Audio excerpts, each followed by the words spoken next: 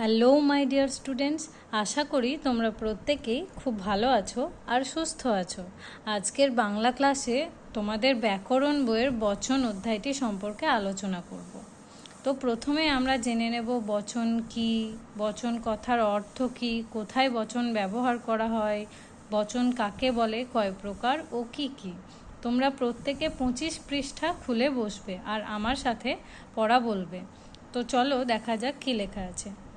ব্যাকরণে বচন কথাটির অর্থ হলো সংখ্যা। কোনো কিছুর সংখ্যা বোঝাতে বচনের ব্যবহার করা হয়। যেমন পাখি আকাশে উড়ছে, এই বাক্যটিতে একটি পাখি আকাশে উড়ছে বোঝানো হচ্ছে, কিন্তু পাখিরা আকাশে উঠছে বললে অনেকগুলি পাখিকে বোঝানো হচ্ছে, অর্থাৎ একের বেশি। তো এই উপরের বাক্য দুটিতে পাখির সংখ্যা বোঝানো হচ্ছে। বচন কাকে বলে? যার দ্বারা ব্যক্তি, বস্তু বা প্রাণীর সংখ্যা বোঝায় তাকে বচন বলে। অর্থাৎ বচনের দ্বারা আমরা বুঝতে পারি কোনো ব্যক্তি, বস্তু বা প্রাণী কয়টি আছে। বচন দুই প্রকার, এক বচন ও বহু বচন। এক বচনে একটি সংখ্যা বোঝায়, বহু বচনে একের বেশি অর্থাৎ অনেকগুলি সংখ্যা বোঝায়। তো দেখো এক বচন কাকে বলে? যে কোনো কিছুর একটি সংখ্যা বোঝালে তাকে এক বচন বোঝানো হয়। যেমন একটি পাখি, বইটি, চাঁদ, সূর্য, একটি তারা ইত্যাদি।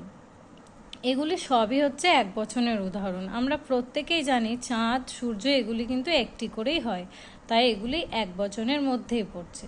এরপর আছে বহু বচন। যে কোনো কিছুর একের বেশি সংখ্যা বোঝালে বহু বচন বোঝানো হয়। অর্থাৎ যেখানে অনেকগুলি বোঝানো হয়, একের বেশি, সেখানে বহু বচন ব্যবহার করা হয়। যেমন অনেক পাখি, বহুগুলি, অনেকগুলি তারা ইত্যাদি। এবার কোথায় এক বচন আছে আমরা বুঝবো কিভাবে? নিচে এই যে চিহ্নগুলো দেওয়া আছে সেগুলো দেখে আমরা বুঝতে পারবো। যেমন টি, টা, গাছি, গাছা, খানি, খানা, এক, একটি, একটা, এগুলি থাকলে হবে এক বচন। যেমন কলমটি, পাখিটা, বইখানা, লাঠি, গাছা, চিঠি, খানি, একজন ইত্যাদি। আর বহু বচন কীভাবে বুঝবো? রা, দের, গণ, বৃন্দ, গুলি, গুলো, রাশি, কুল, মালা, দল ইত্যাদি। এই ধরনের কিছু চিহ্ন থাকলে আমরা বুঝবো সেগুলি হচ্ছে বহু বচন। যেমন মেয়েরা, এখানে কিন্তু একটি মেয়েকে বোঝাচ্ছে না, অনেকগুলি বোঝাচ্ছে। আমাদের, ছাত্রীগণ, সভ্যবৃন্দ, সেনাদল, গরুগুলো, পাখিগুলি, বনরাজি, কেশরাজি, পর্বতমালা, ঋষিকুল ইত্যাদি। তো এই ধরনের শব্দ বা চিহ্নগুলি থাকলে সেখানে হবে বহু বচন। আশা করি তোমরা প্রত্যেকেই এই অধ্যায়টি বুঝতে পেরেছ।